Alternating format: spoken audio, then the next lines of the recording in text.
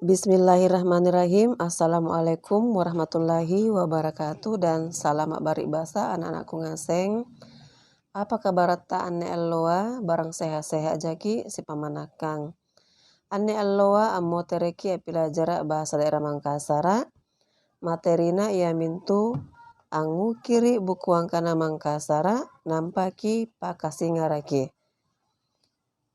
Selamat pagi anak-anakku semua, apa kabar kalian hari ini?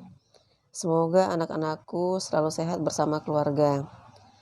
Nah, hari ini kembali kita belajar bahasa daerah Makassar dan materi kita adalah menuliskan kosakata bahasa Makassar lalu tuliskan artinya. Nah, latihan kita hari ini adalah carilah arti kata-kata di bawah ini. Nomor sere lontarana kemae.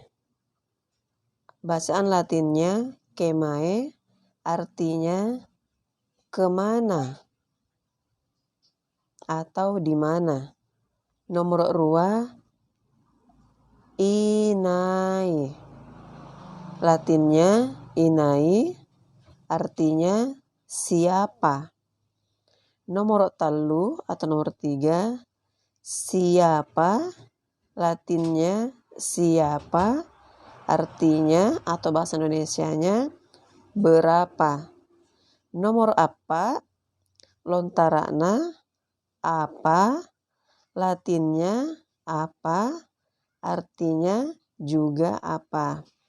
Nomor 5 tulisan lontaranya huruf A ra tanda baca E areng.